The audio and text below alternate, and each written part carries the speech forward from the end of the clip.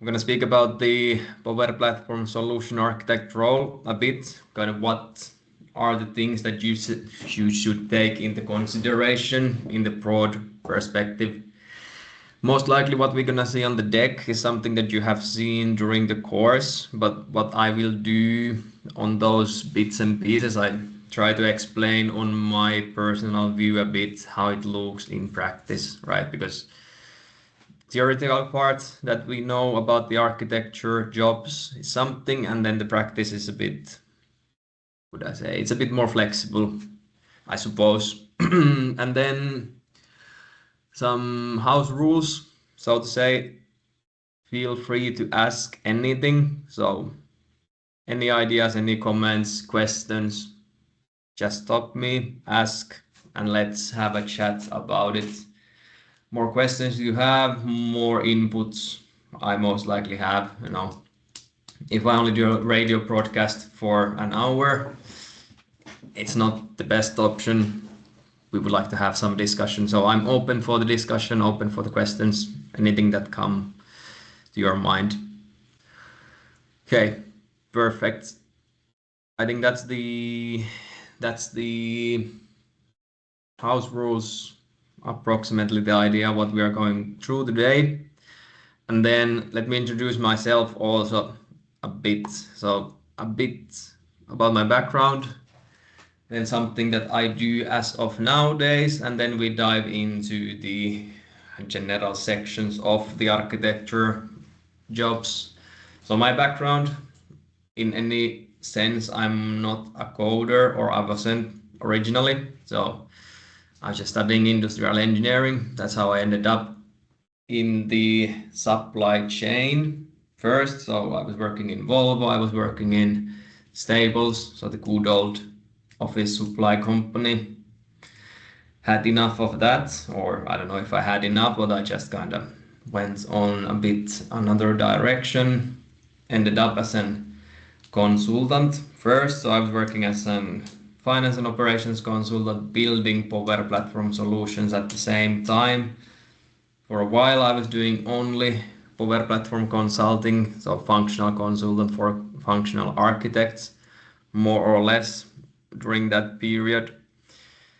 Went down on the pre-sales for a while, so I was working as an sales architect for a second, and then I ended up in the cloud solution architect, as we call it on this side. So basically that's the current state, Power Platform cloud solution architect here in Microsoft. And the time frame, it might be a bit confusing in here, but the first time I was involved in the Power Platform products were approximately 7 years ago, a bit more now, so 7.5. So it's been a long journey. Not that I would have known the first time I was playing around with Power Automate that it actually belongs to Power Platform. So that's how I got involved. But okay, that's about my background, more or less. And I think the backgrounds, when you end up in the low code, you end up in Power Platform, it can be anything. And in my opinion, so especially if you want to be a functional architect in this landscape, it's even better if you are not kind of a proper coder. You might come from the technical background, you have interest in the functional architecture. That's the best option, I think. But the backgrounds vary. They can be anything, I think, on this career path. So I would go and dive into it quite broadly. All right, then to the actual content itself, right? So if we speak about something that we have seen on the course materials, I think you have discussed about the customer needs and the technical requirements. How do we collect these? What should we kind of understand from the customer? I suppose this was something that we were learning during the modules on Educamu. So in my opinion, the first and the most important thing when you start to discuss with the customer, whether it be the needs that they have, the technical requirements that they have, it's always why. Me myself, when I started, I was asking why about everything. 7.5 years later, I'm asking why all the time. Why do you this? Why do you do this? Why do you do that? What's the reason for it?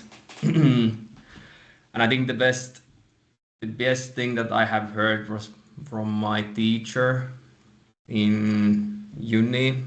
Basically, they said that if you have got three reasonable responses when you ask why, then you should be good to go, right?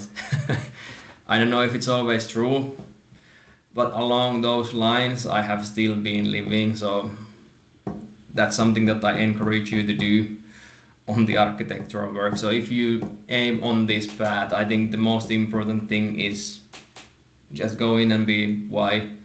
The more interested you are of the reasons, what the people are doing, what the processes are doing, the better you are off designing the solutions that you are trying to design, right?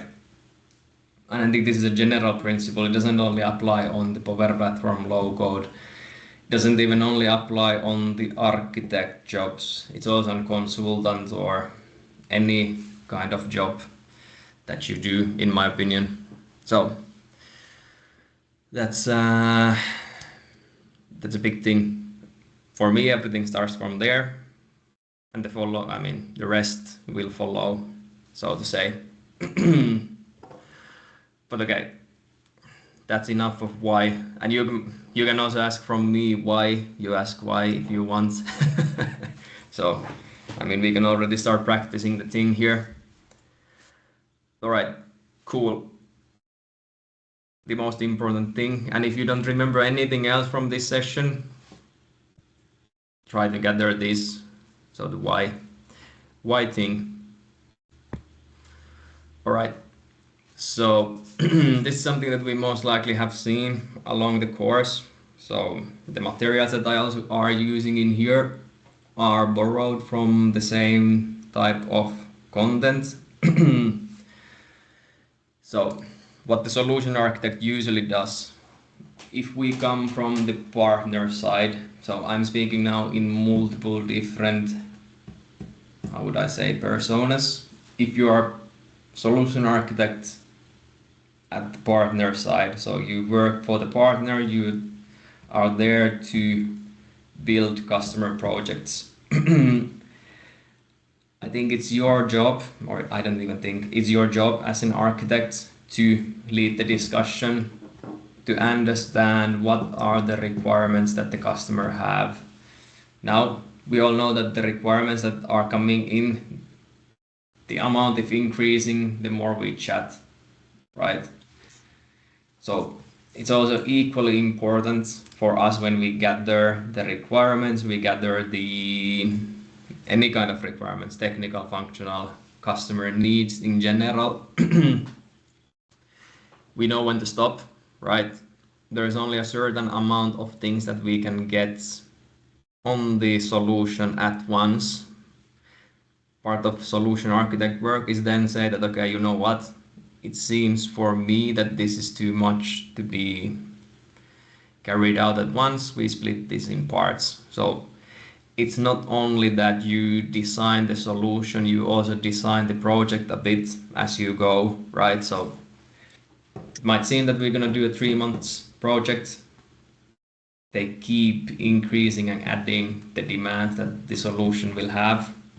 The project is quite fast, a 6-month project, which we will split into different rollouts or do different phases, whatever it is. But anyway, so that's the lead of the discussion, especially on the partner side, right? Now, if I speak on my behalf, so the work that I do in here, it's quite rare that I'm involved on these discussions anymore. So I'm not that often in the actual discussion to understand the requirements, understand the kind of solution, how would I say, the solution design itself. I'm more or less in Microsoft side on this role, more or less looking this side, so the second spot. The high level of components in the solution, how do they interact with each other? And is there something that we need to add? Are you missing something? Do we need to bring additional resources, etc.? It's all something that the partner architect would do. So if you go to work in the partner, you go to work by yourself. So as an individual architect on your own name, or you go in and be an enterprise architect in a company. I think this is something that you do a lot, both of these. Then you can rely on the service provider that you have. So basically us in Microsoft, if you go from the customer or partner side, we help you in these kind of cases. Or you help the customers, vice versa. But alright, this is quite crucial thing. So we are gathering the requirements, understanding what they want. We are the ones who need to understand what are the boundaries of the platform, what are the boundaries of the customer. So if we think about the evolution of someone going from consultancy to architecture purely, I think this step, so the third step in here, that's the most important identification when you become an architect, right? So you understand what's feasible, you understand what are the boundaries, and you understand when to take those boundaries in and when to kind of scope things out, scope things in. I think that's the key thing as an architect when you speak about the technical skills, right?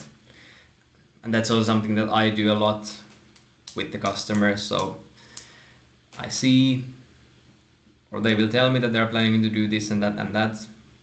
Quite fast I do understand that, okay, you need this, you might need an integration, you might need a network integration, you might need this and that. So we gotta hit the limit, we understand the scope, and then we start figuring out, does it fit?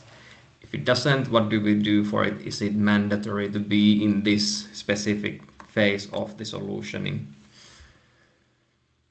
All right, and then the last part.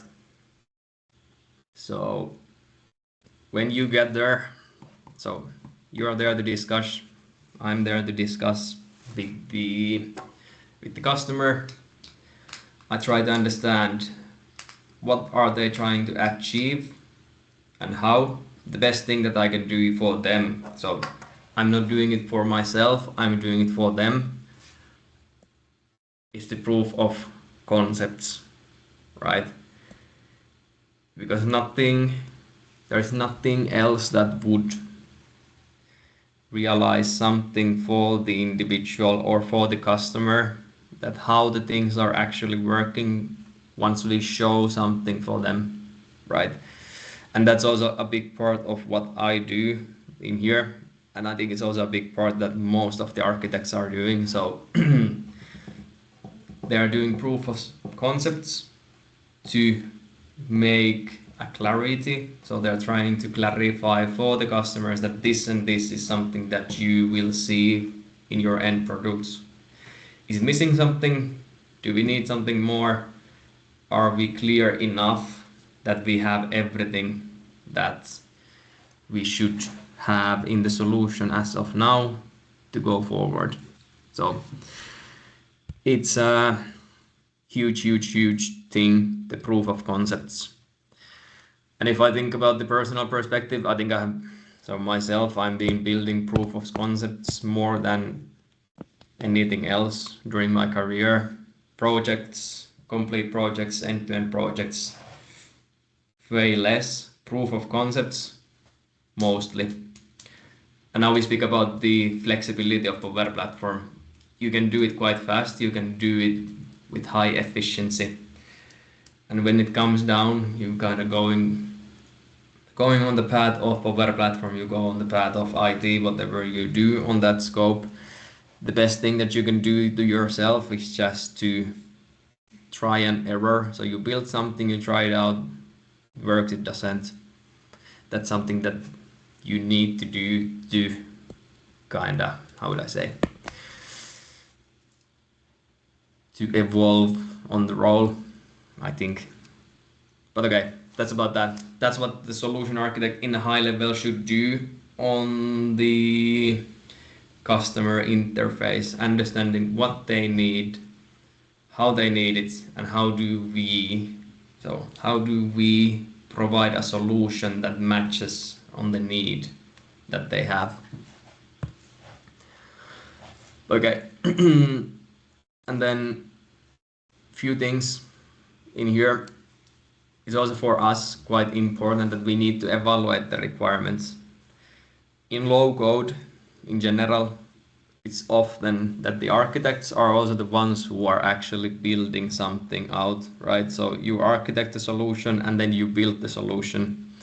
So it's quite easy for you to understand the requirements, understand how far they are reaching out, are they complete, whatever. We also evolve on the architectural path, right? So if I give an example of myself, if I engage in a project, it's rare that I would build something by myself nowadays. POCs, yes. Complete solutions, no. So as an architect, whether you be the one who is actually building it, even more important if you're an architect that is actually gathering the requirements, understanding the customer need, understanding the customer solution. It is quite important that you pre-evaluate them before you allow anyone else to engage and build the actual output, because you kind of have to filter out what needs to be in and what doesn't need to be in, basically. But anyway, I think you also saw these steps or these ideas somewhere on the learning material. So how complete are the requirements that the customers are giving to you? Why is the important question also in here. So someone is saying that, okay, I want this button in here. Is it a complete requirement? I think it's not. Then you ask why. They might give you a reasonable explanation. Is it enough? Most likely not. Then you ask why again. Is it enough? Maybe. So you are searching with the whys. How complete are the requirements that you are getting from the customer? We sometimes, I do it myself, everybody's doing it, you ask something because it's just something that popped up in your head, but you did not evaluate it completely through. I just want it. Is it needed? Might not be. So that's why the whys in here. But okay. Then we sometimes have kind of common problems. We all know that. We start to see the pattern as we evolve in the career. So I remember when I was starting out in the Power Platform, I had no idea. Someone was telling me that I would need to connect to here and here. Myself, I was like, fine. I'm all set with that. Let's do it. In the end, we all understood that it wasn't needed. So there is these common pitfalls that we want to see something that's not there, and it's a kind of common requirement problem. Anyway, look for the gaps. This is again something that the solution architect should be quite aware of. The customer knows what they need. They need something. But what they also don't know, they don't know the unknowns. I think it's a familiar term for all of us, I hope. Unknown. So we don't know that we don't know. This is basically it, almost. So sometimes we have known unknowns, right? So we know that we don't know.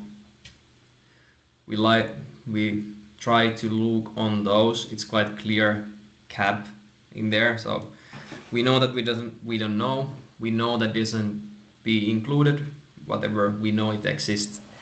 But more important is that you try to seek the unknown, so you kind of come in a conclusion that okay, actually we don't even know that we don't know something about this. So we investigate, we take a look on it, we try to understand what is the possible thing that we don't know.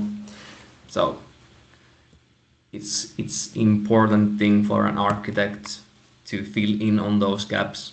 And these are more or less kind of soft skills, I would say. It can be also a technical skill, I think. But anyway, this is quite easy. I mean, it doesn't sound too easy, the step number 4, but practice has told me that once you have seen this kind of regulatory compliance security things, they tend to repeat themselves, right? So you understand these ones, you understand them always. But I would take a look on those because, then you start to see that, okay, maybe if we come from Europe, it doesn't make any sense for us to store data to Asia. Might not be a good idea. Might be something to do with the regulatory compliance or the security requirements. Want to understand those, we want to be on top of those important things. Kind of we are on top of these. Customers know what they need, but we need to be able to give them an explanation why something is in one way and something is in another. And then a plan. So this is also, at least on my career perspective, and I think I'm still not complete with this. I think I will never be. So there is no stress. Developing a plan, and I think we don't even care about the rest too much. In general, developing a plan, what will come on the projects in the future, in the customer engagement, whatever we do. I think this will set you apart from functional consultants to architects. In general, I mean, it's not always true, but in general, you usually have the architects that I know that are good, they always have a great plans.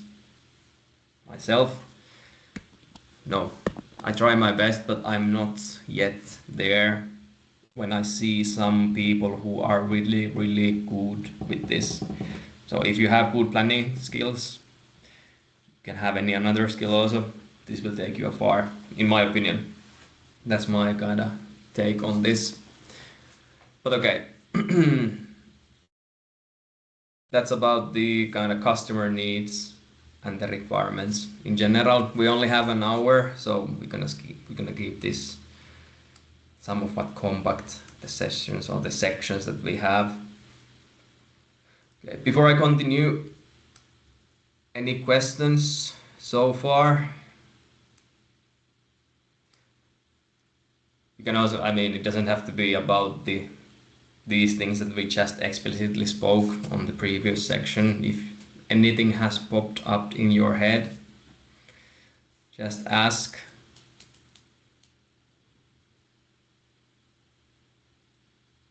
But if not, you can also continue on the next section. All right. One good thing to understand as an architect, and I bet you saw this on the materials that you went through. Functional, non-functional requirements, right? Now, coming from my background, like I told you, I'm not a coder, or I wasn't initially. This was a bit of a tricky concept for me to understand in the beginning. I think now I'm fairly alright with this, but it will give you a head start if you kind of go in and try to understand the concept of functional and non-functional requirements. just in general level, because some of these things people are just asking. Someone might be saying to you that, okay, solution, I need to be able to log in within 5 seconds. Is it a functional or non-functional requirement? Is it something that we can actually have an effect on? Not sure. Is it coming from the platform? Most likely. How do we log in? What is the login method, etc. If we are able to evaluate this, it will give us, I mean, how would I say? It will give us head starts to be effective with the customers. So maybe just in general to keep this in mind. But here's just kind of examples. What isn't functional, what is a non-functional requirement. Most likely have seen this in the materials, but just as a reminder, myself, I see this highly important part in general. It can be also due to reasons that I wasn't too well equipped with this idea in the beginning. But alright, then some tips in general. I think this might be beneficial, and this is what I also try to pop in here. So think about user perspective, right? When you start doing these solutions, and myself, I just give an example because I come from the user background, so to say. So I was working in the back office, I was working in the warehouse. You know, I was actually using the solutions that someone, architect, a consultant, whoever was building off. If you come with the same background, I think it's easy for you to jump on the user perspective. What I did, will it make sense for the user? Is it good for the user? Will it be a sufficient as a whole blueprint? Because in the end, you need to satisfy quite many needs when you think about the complete solution. The user needs to be happy, the representative of the user, so usually it's a product manager or project manager or whoever on the customer side. They need to be happy, IT needs to be happy. In IT, you need to be happy with the security, you need to be happy with the integrations. So there's lots of things that needs to be taken into consideration, but there is no well, there must be solutions, but in my perspective, if the users are not happy, it's quite common that then there is no one who is happy on that chain, right? So think about the user perspective. How does it look for them? Is it easy enough for them to use it every day? Is it easy enough for them just to engage and be on your solution? And then this one. So focus on understanding requirements rather than thinking of solutions. And now a question, you can raise your hand or you cannot if you don't want to, but how many of us, when we have been discussing with the customer or we have been discussing with anyone, you know, it can be your partner, it can be a customer, it can be your friends, you know, it's the same idea. They're explaining something to you and then you say, have you actually tried? Or should we do this? Did you ever consider to do this and that? It's the same trap that we do here on the architecture side, right? So we think the solutions, then we just start proposing the solution immediately. Initially, just listen, ask why is this needed, why is that, so you understand the requirements before you jump in and say that, hey, this is the solution, this is what we do. So applies on the work, applies on the solution architecture, I think also applies on the civil life, so to say. Just good thing to keep in mind. So we try to understand as much as we can, we ask the whys, then we go in, we give ourselves time and think about the solution, right? Okay, now it's time for solutioning. this and this issue, this is how we fix it, this and this issue, this is what we propose, blah blah blah. And then this one sounds easier. So the middle one, ask the same question a different way to make sure you get the same answer. Also relates on the why, but when you design something with yourself, right? So you are thinking the solution yourself. You can ask it in a different way. Would you get in the same end results if you position your question in a different angle, if you position your question in different method, whatever it is? Because it's, you know, it's almost like proofreading. I was reading, so I write it down once, I read it again. Most likely I did some mistakes in my initial input. So it's a good thing to challenge yourself, challenge your thinking of the solution, of the understanding that you had. Myself, till today, I always fall in this trap, right? So I just go in and be like, you know what, I think I'm right. I think it again. Might be also someone else who is asking the question. Not right at all. So I think we keep learning on that perspective. And then this one, I think they always keep focused on the desired outcome. It's contradicting a bit with this thinking of solutions, just a bit, but we still need to understand that, okay, more than anything else, we have some kind of output or an outcome of whatever we do. Let's keep that in mind. The outcome will come with the solution usually, right? But if we lose the focus of the outcome, we most likely lose the big picture. And then what I said, it was some slides back, so the plan. The plan usually aims on the desired outcome. So we keep that we keep that in our minds, so to say. Okay, and then scenarios can help you to see the big picture. Yeah, I mean, you can plan things differently, look them differently. Something, it's kind of, how would I say, general. Okay, and then if you want, kind of, you apply this in practice. This could be something that you do, right? So you map what is needed in each component. You try to understand how they act together. You build diagrams. You draft pictures.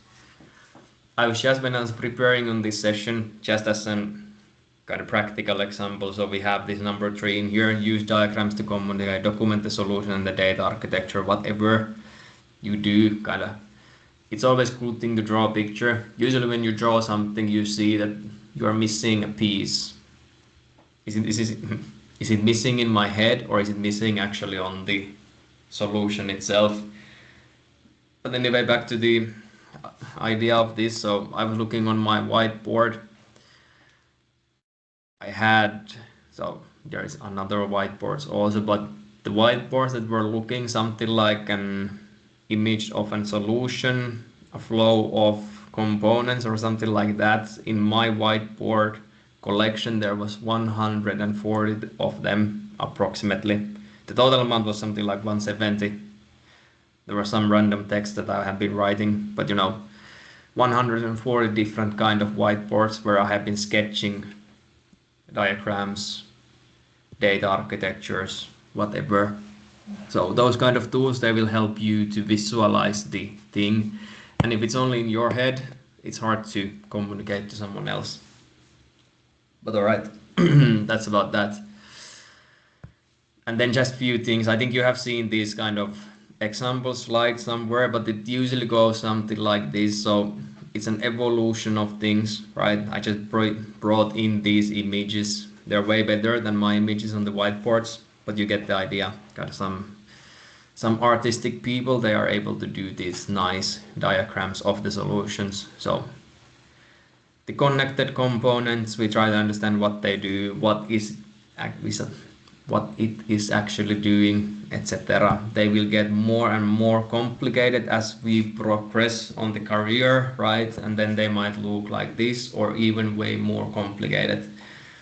But you start from something like this, you end up in here, you don't even notice the difference because you have gained the views, the experience, the understanding of the whole landscape, basically.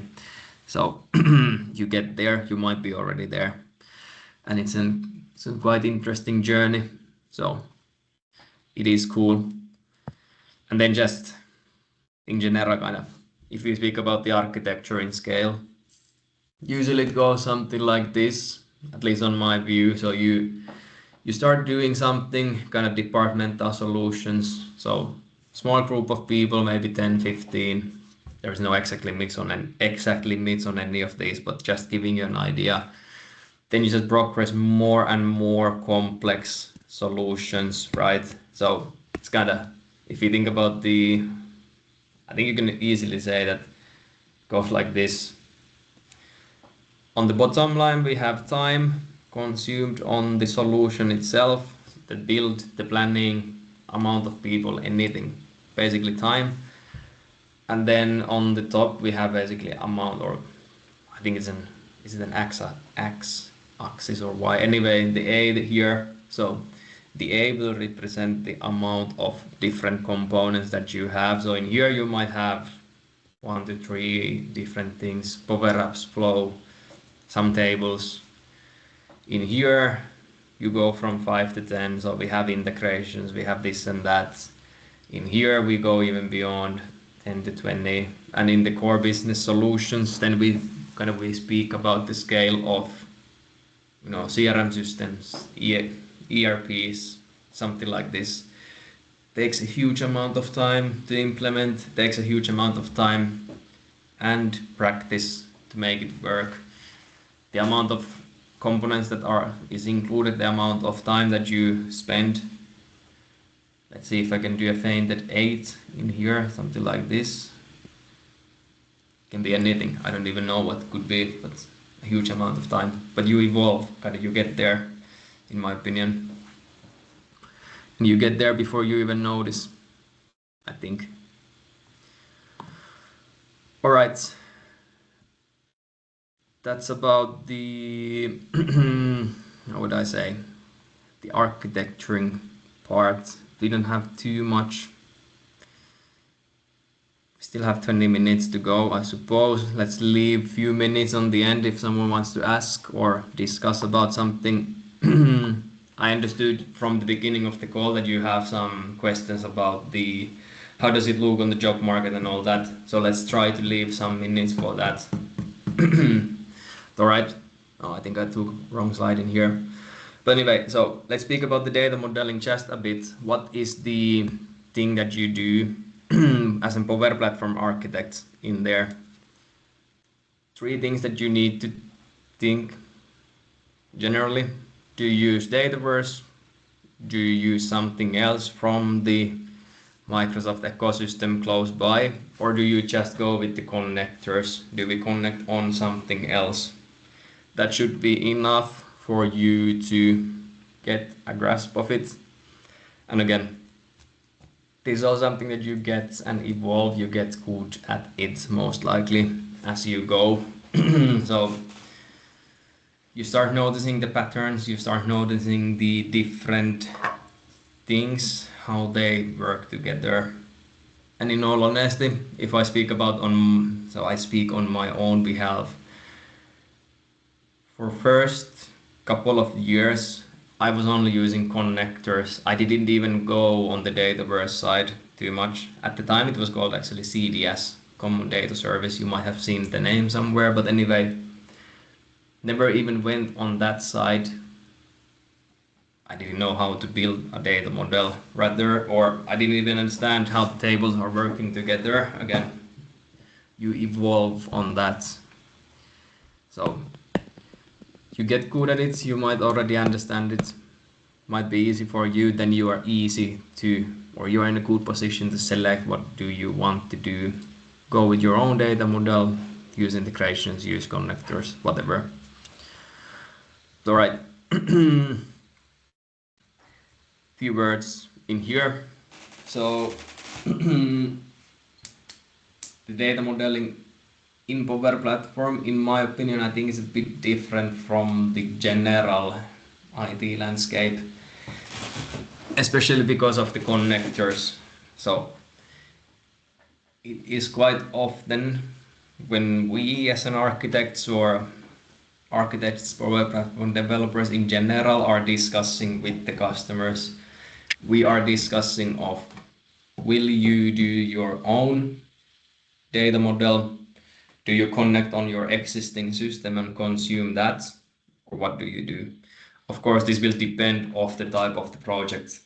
You might have a project where you just start from the scratch. You have to build something from nothing, basically. Or you might have a case that you've built an application on top of another system. Then you use connectors and you might extend that by building a data model on top of it.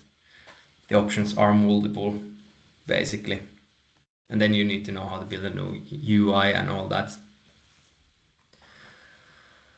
All right. And then a few words in here. Most likely you saw this on your materials, or at least I hope. So we have some common strategies in here. Core tables, relationships, start with those. You know that accounts and contacts are connected, should be enough in the first stage. We add more tables as we go, and we understand better how the data model will look. This avoid desire to normalize. I think so. If you come from deep technical background, I think you know exactly what this means. If you don't, basically it means that you try to simplify the data model as much as you can, right? So maybe we don't need the related table, maybe we don't need this and that, maybe we combine this information in one. I think we tend to do it as some kind of Power Platform architects quite a lot. It's way more easier to build than the UI when we have quite simple architecture on the data perspective. But now if you recall what we said in the beginning, that you need to keep the outcome in your mind, right? So we had the discussion with the customer, we were gathering the requirements, we go in the implementation, we are starting to do the data model. To make the data model to fit for the customer needs usually means that it's denormalized a bit. And then to make it fit on our needs, we would like to normalize it as much as we can. I still do it. I think most of the people have done it, but something to keep in mind, right? And then the third part in here. So if you think about the processes in general, and this might be a bit over generalization, so I'm over normalizing this thing, but anyway, so there must be, or there is usually a reason why you log information about something. That's why you need an app or you need something flow, whatever. You gather information, you collect information. Usually ends up that you report the information to something. So same in here. Start with the end in mind, so the goal in mind. Usually the need is something related on the reporting. So I want to see how many line items we created in this and that time. I want to see this and that. That's the idea. And then the fifth part here. I think we cannot overstress this in any case. We call it as a future proof. Customers are speaking about it. Is this a future proof? I think there is no guarantees, but that should be something that we keep in our heads all the time. I think I spend most of my time thinking of this. If we do something now, will it be valid in 2 years?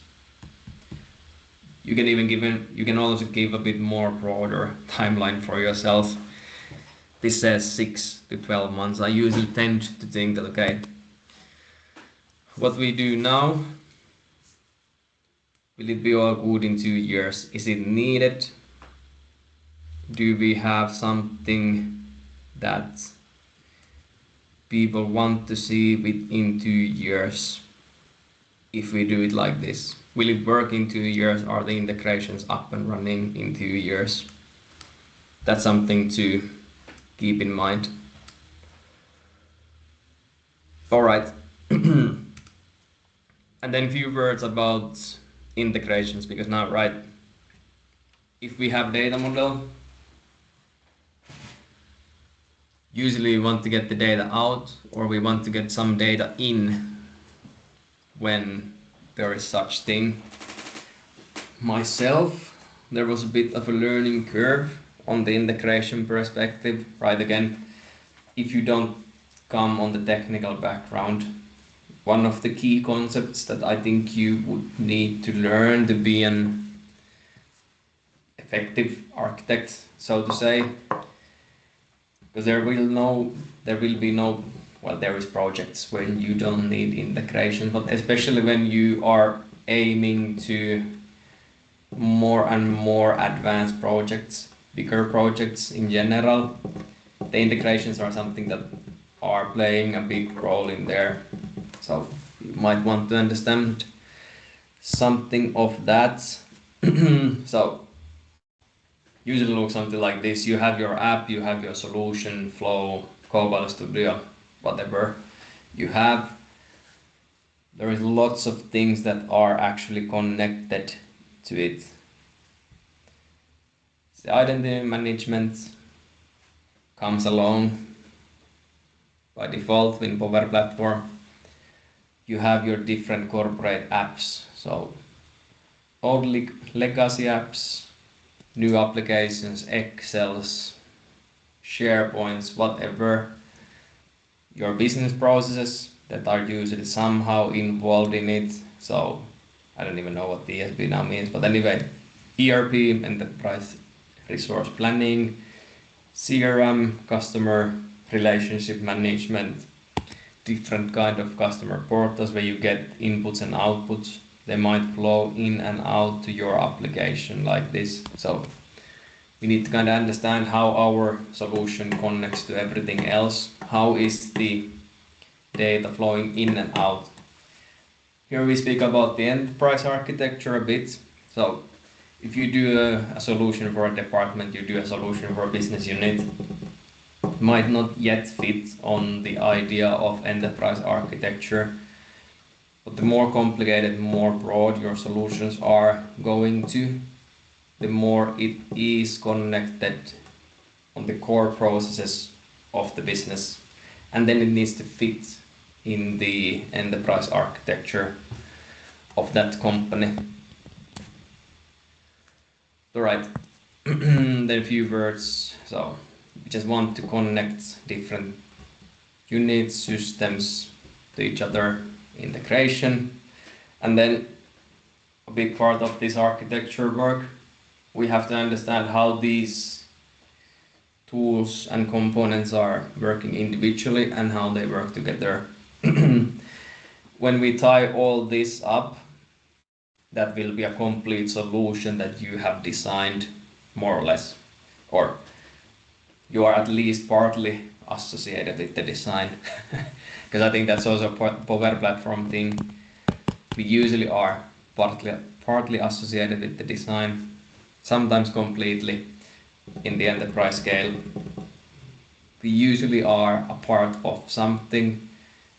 In some cases, nowadays more and more, we are the something, and then the rest is part of our solutions, so to say. Alright, that's about that.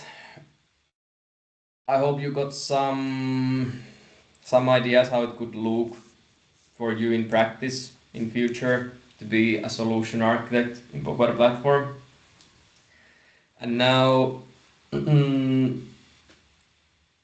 we still have few minutes to go, so any questions that you would like to bring in? I think someone mentioned in the beginning that there was something about the job markets or what kind of project we could do for the, as a practice projects for the portfolios. I don't know if there's anyone who was raising these questions in the beginning. But I can give, well, we still have the 5 minutes, so if you have still interest in those for the job market, let me start from there. In the low code perspective, I think there is still a demand, at least I have seen positions open here and there. On the partner side, I'm not sure. I think they're still hiring. The projects are in demand, so there's increasing amount of Power Platform projects that are starting. That's what I know. So I would expect that it will somehow affect on the job market for you, so you can apply on the positions that will come open when the amount of projects are increasing. Basic thing. But yeah, I do not have super deep insight of the general market in here, and it, again, because it's in demand, if you have interest on the positions that are, you also might have international positions on this. I would take a look local positions here in Finland. I think there is still plenty, so should look at least some of what good. And then when it comes down on the kind of how would you prove that you, so kind of doing some portfolio projects. So it also depends how would you like to position yourself. Are you an app builder? Basically, are you a technical consultant, so to say, or technical architect track? If you are just functional consultant, or not just, if you are functional consultant, functional architect, I would concentrate more kind of showcasing how well I know the interconnectivity of the platform. So I know how to utilize apps and flows together. Maybe I add some Koodaa Studio in it, right? So I can build complete solutions with multiple tools that we have baked in as one. So you kind of prove that, okay, I know the platform in and out. I know how to use these tools. I have the interest. I can learn, at least if I don't know something. I bet that the employer side will value that. If you aim for the kind of more technical side, then I would go a bit more in core technicalities. How do we build Dataverse plugins? How do we build PCF components? Basically take a step ahead, and this is only my thing, but there is something else. Kind of you take a step ahead, you build something that is more in niche, because there is not too many beyond the technical architecture in general who know how to build these deeply technical bits and pieces in Power Platform. That's my view in it. If you can combine those, you can combine the functional side, tying up the different ends of the Power Platform together, bringing in the niche parts, so PCF components, maybe some network integrations, take it a step further. That would be the ultimate solution, so to say. But I gather in general you've got applications connected in Dataverse, something with Koodaa Studio. I have some flows that are doing this and that. connected all each other. It should do, just at least for me, it would show that you have enough interest, you have the skills, that you know how to do it. Give yourself time and you will do it exceptionally well. I think that's important for the employers. But all right, I think we are on time. Still, if you have questions, feel free to ask. If not, I will thank you for the session. I hope you gained something out of it, and then all the best. I hope we will see on these circles in the upcoming future. So we will meet on the events, we will meet on the partner side. Would be nice to see you guys joining on the ranks. But all right, thank you so much. Best of luck and keep exploring.